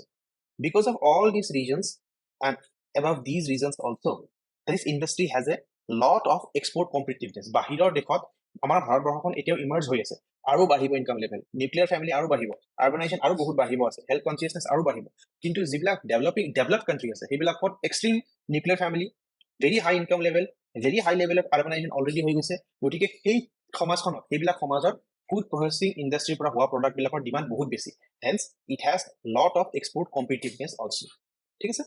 So let's go to next point, and we need to understand supply chain of FPI. Supply chain মানে কি হয় যে যদি আমি বজাৰত যাওঁ, আমি যদি খাদ্য খাব লাগে, চেম এক্সাম্পল, তেতিয়াহ'লে আমি চব্জিখিনি ক'ৰ পৰা পাম, কোনে ছাপ্লাই দিব চব্জিখিনি, কোনোবা এজন চব্জি বেপাৰীয়ে দিব, কোনোবা এজন ফ্ৰুট ভেণ্ডাৰে ফল দিব আমাৰ ঘৰত, মাছৰ বেপাৰীয়ে মাছ দিব, So basically FPI industry যদি কোনোবা এটা প্ৰডাক্ট বনাব লাগে তেওঁলোকক কোনে সাপ্লাই দিব তাৰ ৰ মেটেৰিয়েল খিনি বা তেওঁলোকে ক'ৰ পৰা ল'ব পাৰে প্ৰডাক্ট খিনি সেইটোৰ বিষয়ে আমি জানিব লাগিব কাৰণ FPI ইণ্ডাষ্ট্ৰিটো যদি গ্ৰো কৰিব লাগে as an administrator as an IS officer or an ACS officer you need to know that supply chain of FPI to manage কেনেকৈ কৰা হয় it includes all activities from procurement of inputs and raw materials till the sale of final product to consumers. It can also be shown as a chart below যদি আমি এটা flow chart এৰে বুজিব চেষ্টা কৰো starting with procurement এতিয়া actually it starts from here but this is an additional input you need to understand প্ৰথমতে কি হ'ব এটা ফাৰ্মাৰে তেওঁ ইনপুট ল'ব তেওঁ বীজ কিনিব বজাৰৰ পৰা ফাৰ্টিলাইজাৰ কিনিব আৰু তেওঁ এটা শস্য প্ৰডিউস কৰিব শস্যটো কি হ'ব this production is crops and harvest যেতিয়া এই ক্ৰপছ এণ্ড হাৰ্ভেষ্টটো প্ৰডিউস হ'ব ফাৰ্মাৰৰ পৰা ফাৰ্মাৰে কি কৰিব এইটো কৰবাত হোলসেলাৰৰ তাত বা মণ্ডিত গৈ পিনে বা FCI গোডাউনত গৈ বেচিব তেওঁলোকৰ পৰা কিনি লোৱা হ'ব আৰু এইটো কোল্ড ষ্টৰেজ বা ওয়্যাৰহাউসত থোৱা হ'ব যেতিয়া ওয়্যাৰহাউসত থোৱা হ'ব এই ওয়্যাৰহাউসৰ পৰা এইটো যাব আমাৰ প্ৰসেসিং সেন্টাৰ বিলাকলৈ ধৰা এইটো FPI ইণ্ডাষ্ট্ৰি কিনি ললে ফাৰ্মাৰৰ পৰা FPI ইণ্ডাষ্ট্ৰি কিনি পিনে প্ৰকিউৰ কৰিলে আৰু ষ্ট'ৰ কৰি থলে ষ্ট'ৰ কৰি কিনে তেওঁলোকে প্ৰাইমাৰী প্ৰসেসিংত পঠিয়াব প্ৰাইমাৰী প্ৰসেসিং কি হয় sorting grading right cleaning we have already studied this তাৰ পিছত প্ৰাইমাৰী প্ৰসেসিং কৰাৰ পিছত কি হ'ব আইদাৰ সেকেন্ডাৰী ধৰা সেকেন্ডাৰী প্ৰসেসিংত কি হয় ফিজিক্যাল চেঞ্জ আছিলে যে ফ্ৰম গ্ৰেইনছ টু হুইট মানে গেহুৰ পৰা আটা বনালো ৰাইছৰ পৰা পিঠাগুড়ি বনালো এনেকে বা ডাইৰেক্টলি আমি টাৰ্চিয়াৰী লৈ যাব পাৰো যে ফলখিনিৰ পৰা ডাইৰেক্টলি আমি জেলি জাম ইত্যাদি বনালো ৰাইট তাৰ পৰা পেকেজিং কৰি পিনে ৰিটেইলিং ৰিটেইল বিলাক খুচুৰা দোকানী আছে তেওঁলোকৰ তালৈ পঠিয়ালো যাতে তেওঁলোকে কনজিউমাৰক ডাইৰেক্টলি দোকানৰ পৰা বেচিব পাৰে right this is called retailing so this is the supply chain of food processing industry stages in supply chain can be divided into two parts the first is called upstream এতিয়া upstream কি হয় upstream stage procurement transportation storage are included মানে procurement মানে কৰবাৰ পৰা আমি এটো কিনি ললো ট্ৰান্সপোৰ্টেশন এটা কিনি লৈ পিনে কৰবালৈ লৈ যাব লাগিব ট্ৰাকেৰে ৰেলেৰে বা শিপেৰে কৰবালৈ লৈ যাব লাগিব লৈ আনি পিনে ফাইনালি আমি কৰবালৈ এটো ৰাখিব লাগিব right you will have to store it somewhere maybe in a cold storage বা warehouse এই তিনিটা ইনক্লুডেড হয় upstream in the second stage which is also called the downstream stage এই স্টেজটো কি হয় প্ৰসেসিং কৰি secondary primary secondary tertiary process কৰি পিনে তাক ফাইনাল প্ৰডাক্ট এটা ৰূপ দিয়া হয় এইটো প্ৰসেস হল তোমাৰ downstream so two parts are there one is upstream and the second one is downstream যদি আমি এটা কম্পেয়াৰ কৰিব খোজো upstream versus downstream so upstream কি হ'ব যদি আমি ফাৰ্মাৰৰ পাৰ্সপেক্টিভৰ পৰা চাওঁ ফাৰ্মাৰে কি কৰিব তেওঁ বজাৰত যাব সিড কিনিব ফাৰ্টিলাইজাৰ মানে হল আমাৰ সাৰ হেতি দিয়া সাৰ agro machinery like hand pump right hand pump electricity machine or motor বহুত ধৰণৰ এগ্ৰো মেচিনাৰী কিনিব পাৰে so this is upstream for farmer ফাৰ্মাৰৰ কাৰণে ডাউনষ্ট্ৰীম কি হ'ব তেওঁ যেতিয়া তেওঁ হাৰ্ভেষ্ট হ'ব হাৰ্ভেষ্ট মানে শস্যখিনি উৎপাদন হৈ গ'ল গতিকে তেওঁ এতিয়া বেচিব লাগে তেওঁ কি কৰিব he will go to Mondi নহলে মাজত যেতিয়া দালাল থাকে বা যিবিলাক মিডলমেন বুলি তেওঁলোকক বেচিব পাৰে আৰু কেতিয়াবা ফুড প্ৰসেসিং ইণ্ডাষ্ট্ৰিক তেওঁলোকে ডাইৰেক্টলি সেল কৰিব পাৰে so this is upstream and downstream from farmer খেতিয়কৰ কাৰণে এইটো হ'ল আপষ্ট্ৰীম আৰু এইটো হ'ল ডাউনষ্ট্ৰীম ৰাইট কিন্তু যদি আমি ফুড প্ৰসেসিং ইণ্ডাষ্ট্ৰিৰ পইণ্ট অফ ভিউৰে চাওঁ কথাটো তেতিয়াহ'লে তেওঁলোকৰ কাৰণে আপষ্ট্ৰীম কি হ'ব দে বাই ফ্ৰম মন্ডি ফাৰ্মাৰৰ পৰা কিনিব পাৰে আৰু কেতিয়াবা মিডলমেন বা দালালৰ পৰা কিনিব পাৰে their main purchase is regarding supplies for preservative edible colors etc their main purchase is regarding supplies for preservative edible colors preservative কি হয় কাৰণ তেওঁলোকে অকল শস্যখিনি কিনিলে নহব they do not only want grains তেওঁলোকে quality আমি যে ডেফিনিশনৰ কৰিছো the product has to be more marketable we need to improve the quality we need to improve shelf life তেওঁলোকৰ প্ৰডাক্টৰ যেটো লাইফ হয় লাইফ টাইম কিমান দিন ভালে থাকিব সেইটো ইমপ্ৰুভ কৰিব লাগিব ৰাইট এণ্ড ফাইনালি এটা ফিনিশ গুড ক্ৰিয়েট কৰিব লাগিব প্ৰিজাৰ্ভেটিভে কি কৰে প্ৰিজাৰ্ভেটিভ বিলাকে প্ৰিজাৰ্ভ কৰি ৰাখে সিম্পল ৱৰ্ড প্ৰিজাৰ্ভ মানে বহুত দিনলৈ ভালে ৰাখে এডিবল কালাৰ্স যেতিয়া আমি ৰাস্তা কিনিবলৈ যাম বা ফ্ৰুটি কিনিবলৈ যাম উই সি দ্যাট সেইটো তাত লিখা থাকিব পেকেটটোৰ ওপৰত যে এটা এডিবল কালাৰ আছে মানে তাত আমি মানে গ্ৰহণ কৰিব পাৰো যেটো পাৰমিসিবল খালে যাতে বেমাৰ নহয় সেই ধৰণৰ কালাৰ এটা মিক্স কৰা আছে সেইটো কোৱা হয় এডিবল কালাৰ এইটো কোম্পানী বিলাকে ইউজ কৰে প্ৰডাক্টক ধুনীয়া কৰিবলৈ দেখিবলৈ ধুনীয়া দেখিলে কিনিব মন যায় তাৰ পিছত যেতিয়া তেওঁলোকৰ প্ৰডাক্টটো ৰেডি হ'ব ধৰা কোক ৰেডি হ'ল তেওঁলোকৰ বা চিপছৰ পেকেট ৰেডি হ'ল বিস্কুটৰ পেকেট ৰেডি হ'ল they will sell their finished goods to wholesaler exporter and retailers so these are upstream and downstream comparison for both the farmer and the FPI right so let's go to the next point চলে যাও ইমান বিলাক আমি পঢ়িলো বহুত ধৰণৰ topic আমি cover কৰিলো but we also need to understand that what are the problems in supply chain আমাৰ প্ৰবলেম কি এটা প্ৰবলেম আমি জাস্ট সিম্পলি কৈ দিলে যে খেতিয়কে প্ৰডিউস কৰি কিনে তেওঁলোকে ফাইনালি যেতিয়া তেওঁলোকৰ হাৰ্ভেষ্ট বা শস্যটো ৰেডি হৈ যাব কাটি পিনে তেওঁলোকে বেচিব পাৰে বাট আমি যদি যেতিয়া নিজেই বজাৰলৈ যাওঁ যদি কেইটামান গেলা পচা আলু থাকে বা বেয়া কোৱালিটিৰ আলু থাকে আমি নিজে নিকিনো so there has to be some standard FPI industry যিবিলাক থাকে তেওঁলোকৰ এটা ষ্টেণ্ডাৰ্ড থাকে যে এই আলু কেইটা ফলমূল কেইটা ইমান ষ্টেণ্ডাৰ্ডৰ হ'ব লাগিব তেতিয়াহে আমি এতিয়া ইন কেছ অফ ইণ্ডিয়া প্ৰবলেমটো হৈছে ল্যাক অফ প্ৰসেসেবল ভ্যাৰাইটিজ যে কোম্পানী বিলাকৰ নিজৰ কিছুমান ষ্টেণ্ডাৰ্ড থাকে বা তেওঁলোকক কিছুমান পাৰ্টিকুলাৰ ভেৰাইটিৰ চব্জি বা ফলমূলহে লাগে, otherwise they will not buy. What it means is that there is no link between agricultural production and the requirement of the food processing industry. Problem এইটো হ'ল যে আমাৰ ইয়াতে যিবিলাক খেতিয়ক আছে তেওঁলোকে কি কৰে, তেওঁলোকে ইমান বছৰে যোৱা 50, 70, 100 বছৰৰ পৰা কি প্ৰডিউচ কৰিছে যে আমি যেতিয়া বজাৰত গৈ বেচিব পাৰো, আমাৰ গোটেই ভাৰতবৰ্ষৰ কথা কৈছো, যে জাষ্ট গৈ বজাৰত বেচিব লাগে, খুচুৰা পইচাৰ পিছত আমি ইনকাম কৰিব লাগে, সেইটোৱে। তেওঁলোকে ইমান দিনলৈ ট্ৰেইনডে হোৱা নাই যে আমি এটা মাইণ্ডছেট ক্ৰিয়েট কৰি পিনে ইণ্ডাষ্ট্ৰীক বেচিব লাগিব, তেওঁলোকে জাষ্ট বেচিব পাৰিলে। চ' তেওঁলোকৰ মনত এটা ষ্টেণ্ডাৰ্ড বা নৰ্মৰ বিষয়বস্তু কিন্তু তেওঁলোকৰ মাইণ্ডছেটত নাই, তেওঁলোকে জাষ্ট বেচিব পাৰিব লাগে, ৰাইট? কিন্তু গ্ল'বেলাইজ ইৰাত যদি আমি কম্পিট কৰিব লাগে, গতিকে সেই তেনেকুৱা মানদণ্ডৰ প্ৰডাক্ট বা শস্য আমি প্ৰডিউচ কৰিব লাগিব। ফৰ এক্সাম্পল, যদি আমি জাষ্ট এটা এক্সাম্পল লওঁ, দিছ ফাৰ্ষ্ট পিকচাৰ, এই আলুটোৰ নাম হ'ল Yukon gold potato, Yukon gold, গৈ চাব পাৰা ইণ্টাৰনেটত। এইটো মেকডোনাল্ডছৰ যে আমি ফ্ৰেঞ্চ ফ্ৰাইজ খাওঁ বা আমি লেইজ আৰু পেপচি যেতিয়া তেওঁলোকে হেৰি বনায়, চিপছ বনায়, তেতিয়া এই ব্ৰিডৰ ভেৰাইটিৰ আলুটো ইউজ কৰে। আৰু এটা এইটো একচুৱেলি বেছি ভাল হয়, দিছ ইজ কল্ড ৰাছেট পটেটোজ। এইটো ৰাছেট পটেটো ইউজ হয় চিপছ বনাবৰ কাৰণে, ইউকন গোল্ড ইউজ হয় ফ্ৰেঞ্চ ফ্ৰাইজ বনাবৰ কাৰণে। আৰু আমাৰ ইণ্ডিয়াত কি ভেৰাইটি পোৱা যায়, এইটো। This is exactly what the problem is. The companies want these and we are giving them these. তেওঁলোকক লাগে 1 and 2, দি আছো, আমাৰ খেতিয়কে দিব পাৰে 3rd 2, তেওঁলোকে ল'ব নেকি? So the problem is that যে কোম্পানীক লাগে কি আৰু আমি কি প্ৰডিউচ কৰি আছো, there has to be link, right? So সেইটো এটা ইছ্যু। তাৰোপৰি ফুড প্ৰচেছিং ইণ্ডাষ্ট্ৰীটোৰ ইছ্যু হৈছে যে তাত বহুত ধৰণৰ স্কিল লেবাৰ লাগে, যেনেকে চিলেক্ট কৰিব পাৰিব, যে মানে হাতেৰে ধৰিয়ে গম পাব লাগিব, যে বজাৰত তোমালোকে দেখিবা যে তোমালোকৰ দেউতাহঁতে বা ফলৰ বেপাৰীবিলাকে হাতত ধৰিয়ে গম পাই যায় যে এইটো আপেল বেয়া, এইটো আপেল ভাল, এইকেইটা চব্জি বেয়া, এইকেইটা চব্জি ভাল, এইটো আজি ফ্ৰেছ আহিছে, এইটো কালিৰে পৰা আছে। So' also' not only just from appearance, from the quality also', কেনেকৈ হেণ্ডেল কৰিব লাগে, কি কি প্ৰচেছ ফ'ল' কৰিব লাগে। গতিকে ইমানখিনি স্কিল আমাৰ ইয়াতে কি আছিল, আমি কি ডিছকাছ কৰিছিলো, এভেইলেবল এণ্ড চিপ লেবাৰ, সস্তাতে লেবাৰ পোৱা যায়, কিন্তু সেই লেবাৰবিলাক skill down. According to economic survey, what we see that overall 13%, less than 13% of all labor force, মাত্ৰ 13%তকৈ কম লেবাৰ স্কিল্ড হয় ইণ্ডাষ্ট্ৰিয়েল ছেক্টৰত, less than 13% of labor skill, মানে ইমান বাকী 87%, more than 87% labor is unskilled, just তেওঁলোকে কামটো কৰি আছে, বাট সেইটো কামত তেওঁলোকে এক্সপাৰ্ট নহয়, জাষ্ট কৰি আছে, কোনোবাই কৈ দিছে এইটো কৰিলে হ'ব, সেনেকৈ কৰিছে। But skilled labour is very much necessary. যেনেকে যদি মই খানা বনাব নাজানো, যদি মই ঘৰত গৈ পিনে আজি নাই আজি লাঞ্চ মই বনাম, ভাল হ'ব নেকি? নহয়, ডেফিনেটলি নহয়। গতিকে এই প্ৰক্ৰিয়াটোত স্কিল্ড লেবাৰৰ বহুত বেছি প্ৰয়োজন।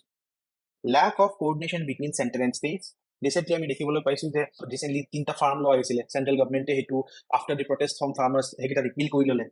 গতিকে মে বি চেণ্টাৰে সুধিব লাগিছিলে আগতে ষ্টেটৰ লগত, কঅপাৰেটিভ ফেডাৰেলিজম বুলি কওঁ আমি, যে চেণ্টাৰ আৰু ষ্টেটে মিলি পিনে বহি পিনে ডিছকাছ কৰিব লাগে যে how we are going to solve this problem. But if there is a lack of coordination between center and state, there will be issues, right? Also, there is lack of infrastructure for cold storage and warehouses. Cold storage মানে কি হ'ল, শীত তাপ নিয়ন্ত্ৰণ কৰা এটা facility, য'ত যেনেকৈ আমাৰ ঘৰত সৰু এটা ফ্ৰিজ থাকে, তাত ভিতৰত কোল্ড ষ্টৰেজত আমি শাক পাচলি থলে, যিটো বাহিৰত থাকিলে যিটো শাক পাচলি দুদিনত বেয়া হৈ যাব, ফ্ৰিজৰ ভিতৰত ৰাখিলে এসপ্তাহ 8-10 দিন ফ্ৰেছ হৈ থাকে। গতিকে সেইটো যদি আমি লাৰ্জ স্কেলত যদি মেনুফেকচাৰ কৰিব পাৰোঁ সেই ফেচিলিটিটো, জাষ্ট লাইক এ ৰেফ্ৰিজাৰেটৰ বা ফ্ৰিজ, সেইটো কোৱা হয় কোল্ড ষ্টৰেজ বুলি। এতিয়া চিম্পলি যদি আমি ইণ্ডিয়াৰ কাৰণে ডেটা চেক কৰিব খোজোঁ, if you want to check data, তেতিয়াহ'লে আমি দেখিবলৈ পাম যে 80% of total cold storage in India is only taken by potatoes and 20% of the rest is taken by other vegetables.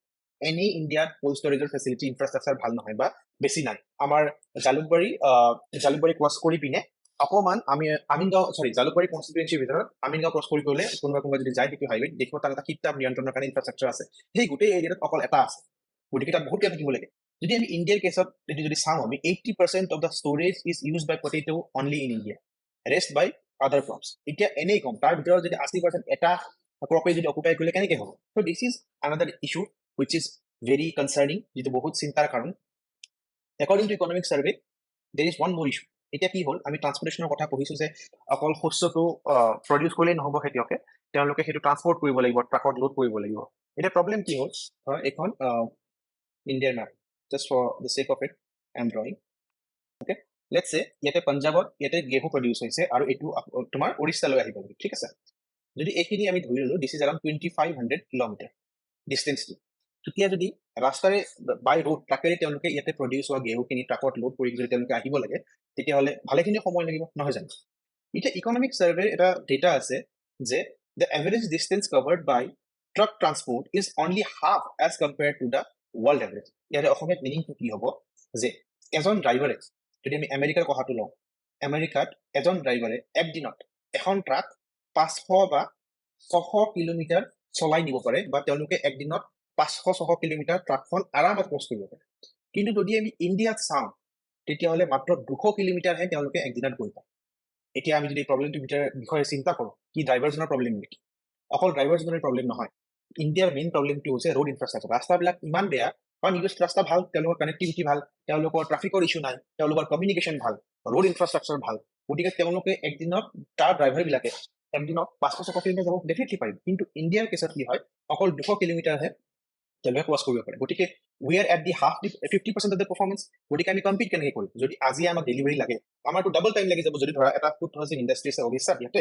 কি কৈছে মোক 3 দিনৰ ভিতৰত ডেলিভাৰী লাগে তাৰ পৰা যদি ইয়ালে 3 দিন লাগে গতিকে এনেকৈ 0.5% কাম কৰিলে তেওঁলোকে 6 দিনৰ ভিতৰত আহিব এনেকৈ কেনেকৈ আমি কম্পিট কৰিম right so the issue is that transportation and communication and road infrastructure ইয়াতে এটা just এটা নোট কৰি লোৱা only 2% of all roads in India are national highways only 2% of all the roads are highways but 40% of freight মানে মালগাড়ী ট্ৰাকৰ truck হওক সৰু van হওক যি নহওক ট্ৰান্সপৰ্টেশ্যনৰ বস্তু বয় বস্তু কঢ়িয়াই নিয়া যিবিলাক গাড়ীৰ ট্ৰাফিক হয় সেইটো কোৱা হয় freight 40% of the freight is carried by 2% of the national highways I mean 2% of the whole roads national highway only 2% কিন্তু 40% freight যিটো হয় সেইটো national highway ৰে যায় so this is a very concerning fact which indicates it indicate কি কৰে যে logistics are very weak thus perishable products get wasted in huge amount এতিয়া যদি 3 দিনত আহিব বলগীয়া বস্তু যদি 6 দিনত আহি পাৰে তেতিয়াহ'লে definitely waste হ'ব right lack of emphasis on product development innovation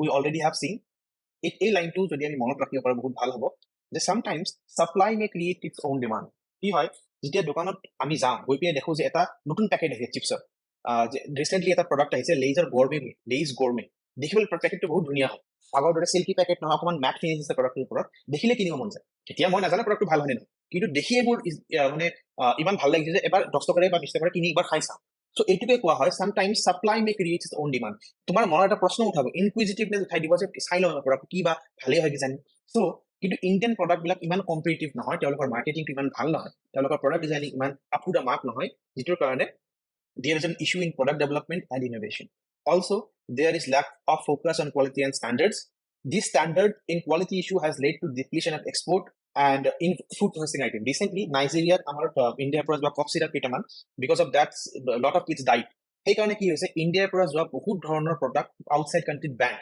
কিয় ব্যান্ড হয় তেওঁলোকে কৈছে যে ইণ্ডিয়াৰ পৰা অহা প্ৰডাক্ট বিলাক সাবস্ট্যান্ডাৰ্ড মানে ভাল প্ৰডাক্ট ভাল কোৱালিটিৰ প্ৰডাক্ট নহয় so it's better to ban them সেইবিলাক গ্ৰহণ কৰিলে আমাৰ দেখত বহুত মানুহৰ নুকসান হৈছে so standard issue and quality issue is there সেইটো এটা ইস্যু হয় also আমাৰ ইণ্ডিয়াত এগ্ৰিকালচাৰেল সেক্টৰটোৰ ইনহেৰেন্ট প্ৰবলেম নিজৰ কিছুমান প্ৰবলেম আছে যে আমি থ্ৰু আউট দা ইয়াৰ প্ৰডিউস কৰিব নোৱাৰো আমি জিওগ্ৰাফি ক্লাইমেট ওয়েদাৰৰ ওপৰত বহুত ডিপেন্ডেন্ট হয় যে এটা সিজন শস্য হয় এটা সিজন নহয় সেইটো লিন সিজন বুলি কয় লিন সিজন যেতিয়া হাৰভেস্ট নহয় সেই সিজনটোত খেতিয়কো বহি থাকিব লাগে আৰু যদি খেতিয়ক বহি থাকে তেতিয়াহ'লে তেওঁলোকে শস্য হাৰভেস্ট কৰিব নোৱাৰিলে তেওঁলোকে ফুড প্ৰসেছিং ইণ্ডাষ্ট্ৰীক সাপ্লাই দিব নোৱাৰে আৰু সাপ্লাই যদি ফুড প্ৰসেছিং ইণ্ডাষ্ট্ৰীক দিব নোৱাৰে সেইখিনি সময়তো লেবাৰৰ পইচা দিবই লাগিব স্যালাৰি দিব লাগিব মেচিনৰ ভাড়া দিবই লাগিব ইলেক্ট্ৰিচিটি বিল দিবই লাগিব so during shutdown periods when there is no harvest companies can't reduce their fixed cost thus their overall cost increases also এটা একটা বহুত ইম্পর্টেন্ট প্রবলেম হয় ইয়াৰ উপৰি মেইন প্ৰবলেমটো হয় যে আমাৰ শস্য প্ৰডিউসিং বা হাৰভেস্ট প্ৰডিউসিং যিখন মেইন ষ্টেট হয় পাঞ্জাব হাৰিয়ানা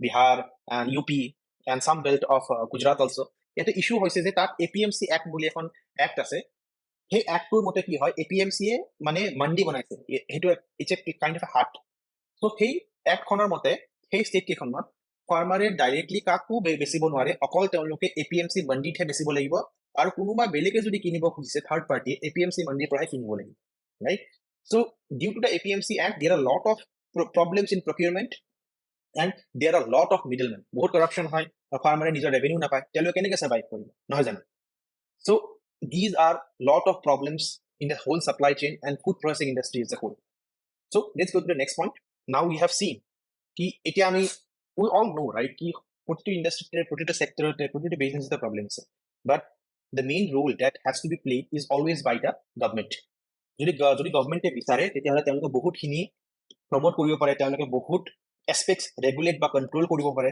তাৰ পৰা কি হ'ব তেওঁলোকক গ্ৰোথক প্ৰমোট কৰিব পাৰিব, ফাৰ্মাৰক হেল্প কৰিব পাৰিব আৰু ওভাৰঅল ইকনমিটো ইনক্ৰিজ কৰিব পাৰিব, right? So' what kind of reforms have been taken by the government? কি step লৈছে? Recently we know that tax rebate is given from the government's end.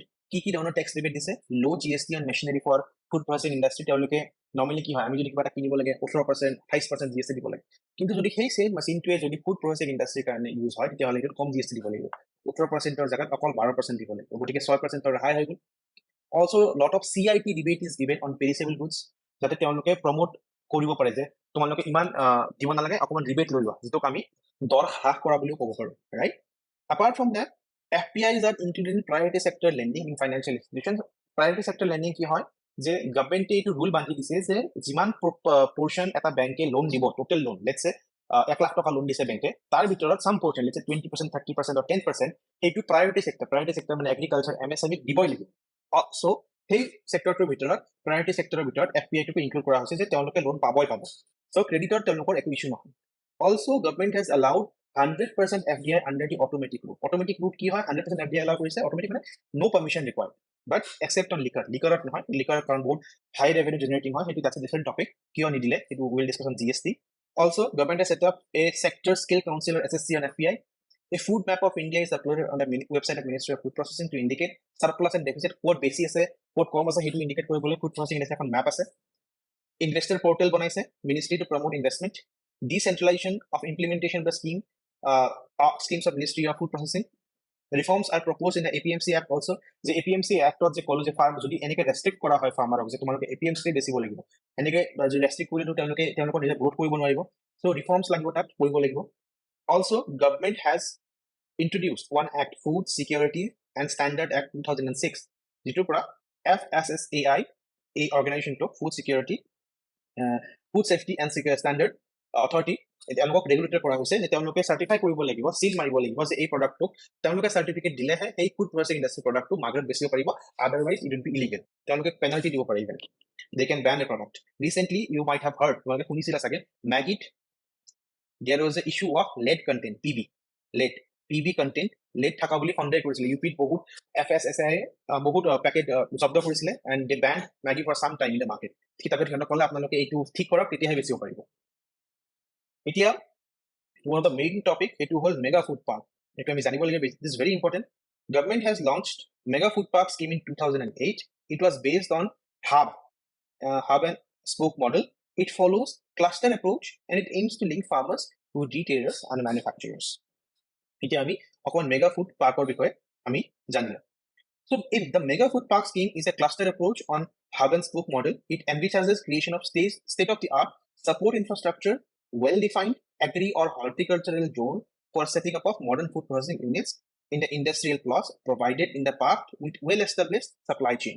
তেওঁলোকে এনেকুৱা এটা ইনফ্ৰাষ্ট্ৰাকচাৰ বনাব, এনেকুৱা এটা এগ্ৰিকালচাৰ বা হৰ্টিকালচাৰেল জোন ক্ৰিয়েট কৰিব য'ত মডাৰ্ণ ইকুইপমেণ্ট থাকিব, যিটোক আমি মেগা ফুড পাৰ্ক বুলি ক'ম, আৰু এই প্ৰচেছটোক ইমপ্লিমেণ্ট কৰা হ'ব ক্লাষ্টাৰ এপ্ৰ'চেৰে। The cluster approach make food processing more economically viable. Let's say যদি আমাৰ এইটো মেগা ফুড পাৰ্ক হয়, তাৰ চাৰিওফালে থাকিব PPC মানে হ'ল primary processing centre. Primary processing চেণ্টাৰৰ চাৰিওফালে থাকিব কালেকশ্যন চেণ্টাৰ, এগ্ৰিগেশ্যন পইণ্ট, বেচিকেলি ইয়াৰ পৰা তেওঁলোকে কালেক্ট কৰিব, primary processing centre primary processing কৰা হ'ব, ৰাইট? চ' যদি আমি এইটো উল্টাকে বুজিব চেষ্টা কৰোঁ, let's try to understand it in the reverse manner. যদি আমি এতিয়া কি কৰিম, এইটো ধৰা ইয়াতে ফাৰ্মাৰ আছে, ইয়াতে চেল্ফ হেল্প গ্ৰুপ আছে, ফাৰ্মাৰ আছে, লেটছ সে দিজ আৰ অল ফাৰ্মাৰ্ছ। এই ফাৰ্মাৰ কেইটাই এওঁলোক হ'ল ৰ মেটেৰিয়েল ছাপ্লায়াৰ কেইটাই কি কৰিব, তেওঁলোকে কালেকশ্যন চেণ্টাৰ্ছত গৈ aggregation point, these are called aggregation point, এওঁলোকে ইয়াতে বেচিব পাৰিব, বা এওঁলোকৰ পৰা কালেকশ্যন চেণ্টাৰত ৰ মেটেৰিয়েল কালেক্ট কৰা হ'ব। কালেকশ্যন চেণ্টাৰৰ পৰা তেওঁলোকে প্ৰাইমাৰী প্ৰচেছিং চেণ্টাৰলৈ তেওঁলোকে পঠিয়াব, য'ত প্ৰাইমাৰী প্ৰচেছিং কৰা হ'ব। Primary processing indicates what? Primary processing indicates grading and sorting. তাৰ পৰা ইয়ালৈ আহিব মেগা ফুড পাৰ্কলৈ, mega food park or the CPC, central processing centre, right? ইয়াতে আহিব fresh produce and value added products for domestic market networks. So' ইয়াতে either secondary নহ'লে tertiary process use কৰি পিনে এতিয়া ফাইনেল প্ৰডাক্টটো প্ৰডিউচ কৰা হ'ব, ৰাইট? চ' গতিকে এইটোৰ মেইন ইছ্যুটো কি হ'ল? So' what we understand from this model, এইটো আমি যিবিলাক বস্তু পঢ়িলোঁ তাৰ পৰা হাউ ইজ ডিফাৰেণ্ট। এতিয়া মেইন কথাটো হ'ল mega food park or CPC, কাৰণ এই মেগা ফুড পাৰ্ক বা ছেকেণ্ডাৰী আৰু টাৰ্চিয়াৰী প্ৰচেছটো ইমপ্লিমেণ্ট কৰাৰ যিখিনি required সেইখিনি কাৰণে বহুত হেভি ইনভেষ্টমেণ্ট লাগে গতিকে যদি আমি এটা চেণ্ট্ৰেল ঠাইত মেগা ফুড পাৰ্ক বা চেণ্ট্ৰেল প্ৰচেছিং চেণ্টাৰ য'ত ছেকেণ্ডাৰী আৰু টাৰ্চিয়াৰী কামখিনি কৰিব পাৰি তাৰ কাৰণে যদি আমি এটা জাগাত বনাব পাৰোঁ only in one place let's চে দেয়াৰ চেণ্ট্ৰেল হাব আৰু তাক আমি ডিফাৰেণ্ট প্ৰাইমাৰী প্ৰচেছিং চেণ্টাৰৰ লগত কানেক্ট কৰিব পাৰোঁ আৰু সেই প্ৰাইমাৰী প্ৰচেছিং চেণ্টাৰবিলাক ডিফাৰেণ্ট কালেকশ্যন চেণ্টাৰৰ লগত কানেক্টেড হ'ব সেই ডিফাৰেণ্ট কালেকশ্যন চেণ্টাৰ্ছবিলাক ডিফাৰেণ্ট ফাৰ্মাৰৰ লগত কানেক্টেড হ'ব গতিকে we can create a network around it এতিয়া হাব এণ্ড স্পোক মডেল কি হয় যেতিয়া আমি চাইকেল চলাওঁ বহুতে চাইকেল চলাইছে চাগে মাজত কি হয় ইয়াতে হাব এটা থাকে চাইকেলৰ চকাত তাৰপিছত ইয়াতে এনেকে স্পোক থাকে চাইকেলৰ right so' this is call hub and spoke model এটা চেণ্টাৰত যিটো হাব থাকে সেইটোৱে এই গোটেই স্পোক কেইডালক ছাপোৰ্ট কৰে চ' এইটোকে কোৱা হয় hub and spoke model right so we have included the details of it but mainly a diagram to बहुत important है and the government is trying to jodi ami ei to implement koribo paro if we can implement this then this should be a really beneficial model not only for the farmers but for the overall food processing industry etia types of main bhato hol in 2016 what the government did government ei scheme bilakok merge kori kine eta scheme uliaisile pm kisan sampada yojana আগতে ইমান different scheme কৰবাত CIT দিছে কিবা দিছে food park বনাইছে so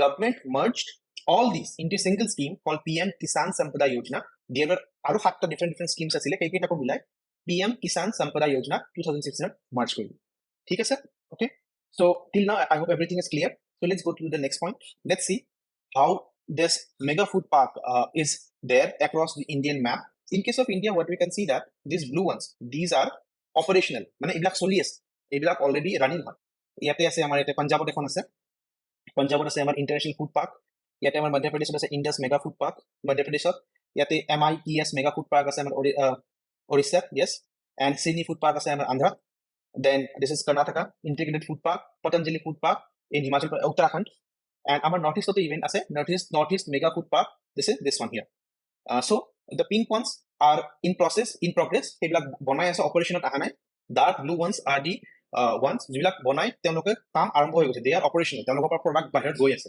এইবিলাক pink কেইটা বনোৱা কমপ্লিট হোৱা নাই এইবিলাক বনোৱা কমপ্লিট হ'লে তাৰ পৰা প্ৰডাক্ট আৰম্ভ যাব আৰু গ্ৰে কেইটা একদম ডাৰ্ক গ্ৰে আছে মানে এটা প্ল্যান কৰা হৈছে লেটস সে দিস ওয়ান্স এইবিলাক মানে প্ল্যান কৰা হৈছে যে ইয়াতে ফিউচাৰত বনোৱা হ'ব মানে it is still in planning stage this map is very important যদি মনত ৰাখিব পাৰে খুব ভাল তাৰপিছত ফুড প্ৰসেছিং ইণ্ডাষ্ট্ৰীত আমি অলৰেডি এটা ডিছকাছ কৰিলোঁ যে কোল্ড ষ্টৰেজ কাৰণ যদি আমি শাক পাচলিক ৰাখিব লাগে বা ফল মূলক বা খাদ্য সামগ্ৰী যদি বহু দিনে ভাল ৰাখিব লাগে cold storage becomes very important so we need to see that where these cold storage facilities are available yate ase gotike what we can see from this map this symbol is for meat this is for food and fruits and vegetables this is for dairy milk marine like mass khamo to samudra to khana hoy mane to ami lobo parte squid octopus let's say lobster lot of seafoods even fish but mainly fish and multi commodities sometimes spices also ready to eat products so jodi we get an example now if we go here in Punjab we can see for vegetables dairy and meat cold storage is there in Haryana for fruits dairy and meat is there in Rajasthan cold storage for fruit dairy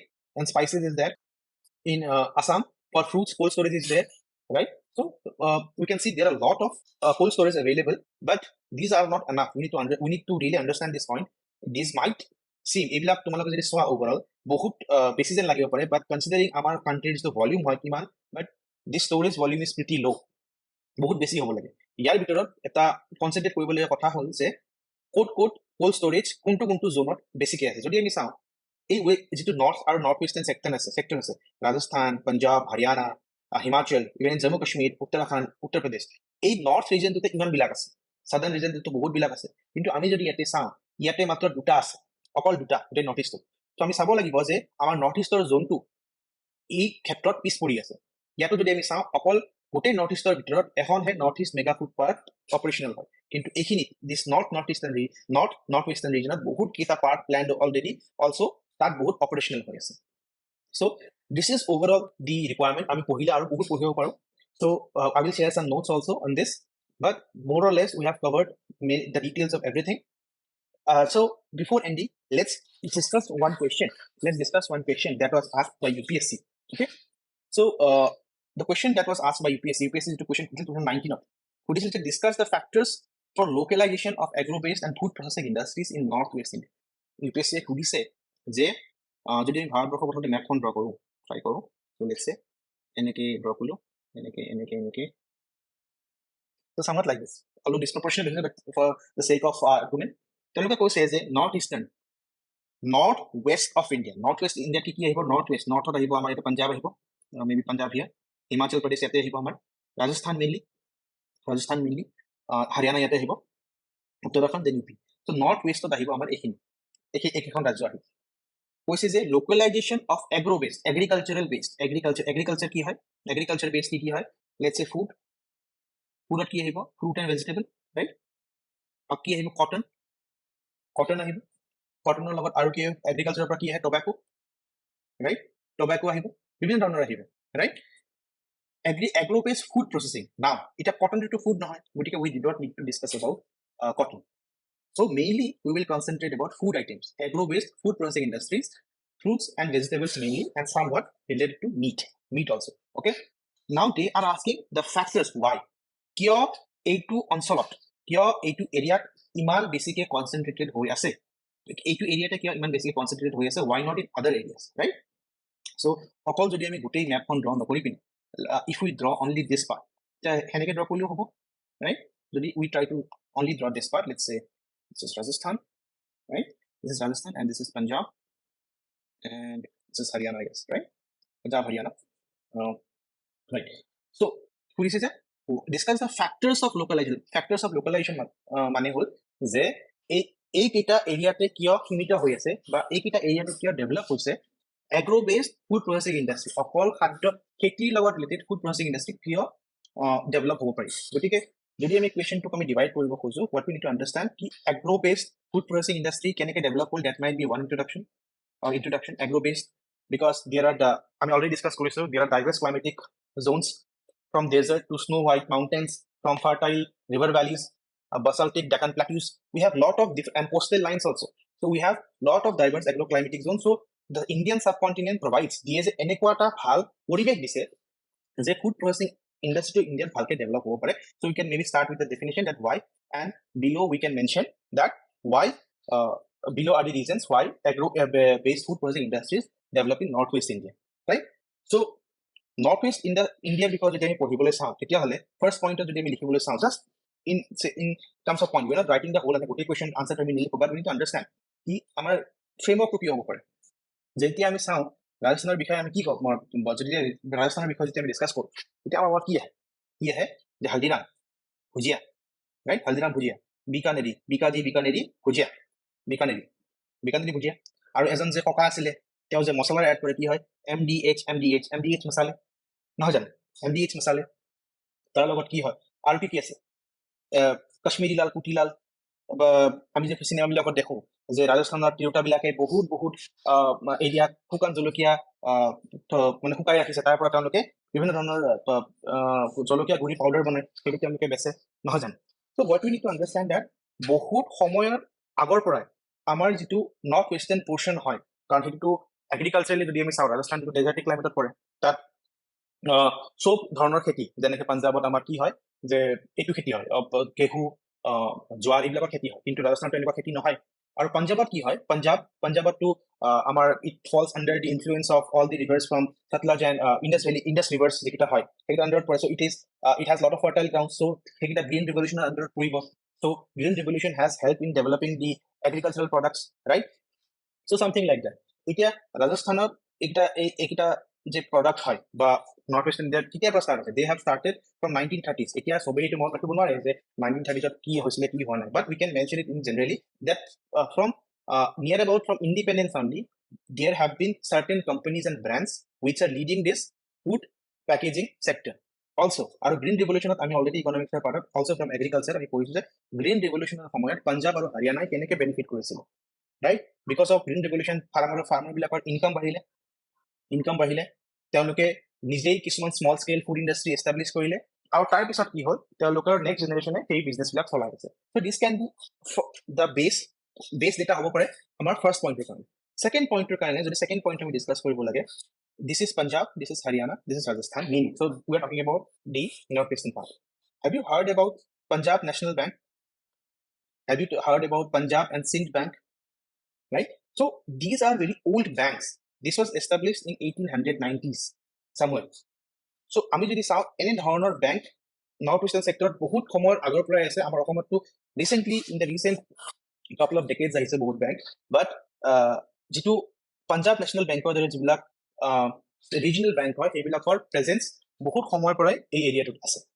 সেইকাৰণে কি হৈছে, we may also' add এইটোৰ কাৰণে credit issue, এটা business গ্ৰ' কৰিবৰ কাৰণে credit লাগে, capital লাগে, পইচা লাগে।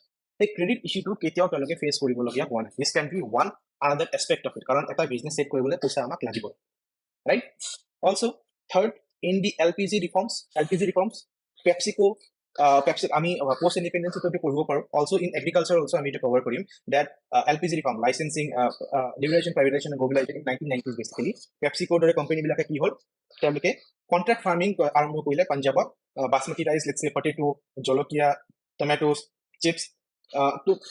তেওঁলোকে যেতিয়া এই প্ৰডাক্টবিলাক যেতিয়া তেওঁলোকে ইম্পৰ্ট কৰা আৰম্ভ কৰিলে, what they understood ki ইয়াৰ পৰা আমি কি বনাব পাৰোঁ, we can create beverages also, right? So PepsiCo দৰে কোম্পানী বিলাকে ক'ত ষ্টাৰ্ট কৰিলে, they started here.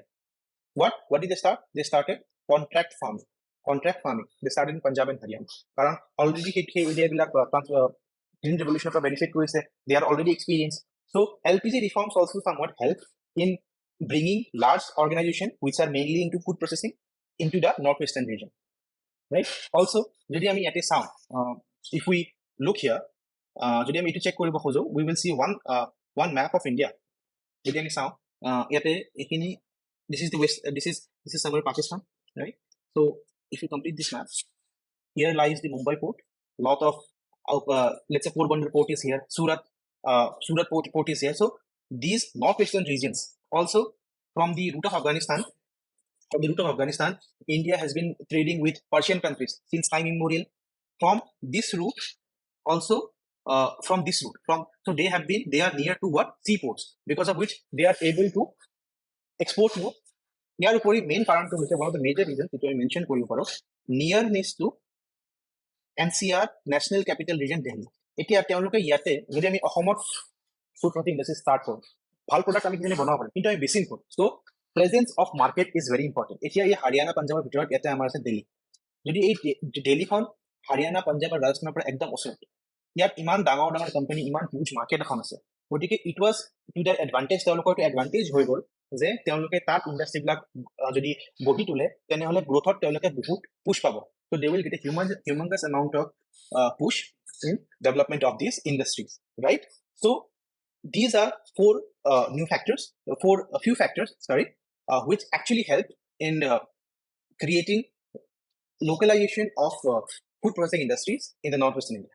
কিন্তু এইটোৰ লগত আমি এটা পইণ্ট পাহৰি গৈছোঁ।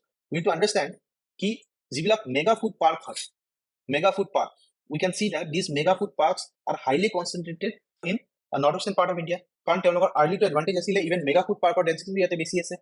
Also cold storage facility ইমান আছে আমাৰ নৰ্থ ইষ্টত, 2-3টা জেগাত কৰবাত চব্জিৰ কাৰণে আছে, ফ্ৰুটছ ভেজিটেবলৰ কাৰণে আছে, কৰবাত মিট মছলাৰ কাৰণে আছে, কিন্তু ইয়াতে আমি যদি নৰ্থ ইষ্টাৰ্ণ পৰ্চনটোত চাওঁ, হাউ heavily cluttered is this space, কিমান বেছি ঘনত্বত cold storage facility available আছে। যদি এখন এৰিয়াত বা এটা এৰিয়াত যদি এনে ধৰণৰ facilities available হয়, তেনেহ'লে of course it will lead to the humongous amount of growth and localization of agro-based industries in northwestern part of India. So we can try, আমি সবে ট্ৰাই কৰিব পাৰোঁ। I expect কি সবে এই কুৱেশ্যনটো লিখিবলৈ, ফৰ্মুলেট কৰিবলৈ ট্ৰাই কৰিব। And also লাষ্টত এটা কনক্লুজন দিব পাৰে যে due to presence of entrepreneurial spirit from local players like founders of Haldiram, Bikaneri, Bikaji, MDH, and also due to the presence of revolutions like green revolution, right? Also due to the enough amount of credit flow from the financial institutions, also considering the importance of cold storage, the densely packed, or let's say more abundant cold storage availability in the northwestern region have led to a more localized agro-based food industry in the northwestern part of India, right? Also the main important factor would be the presence of the national capital region near to the northwestern part of India, which works as a catalyst in the growth of it, right? So that's it. I hope তোমালোকে এইখিনি গোটেইখিনি revise কৰিবা, তাৰপিছত we can continue from this part. Thank you everyone. So let's finish this. Bye bye.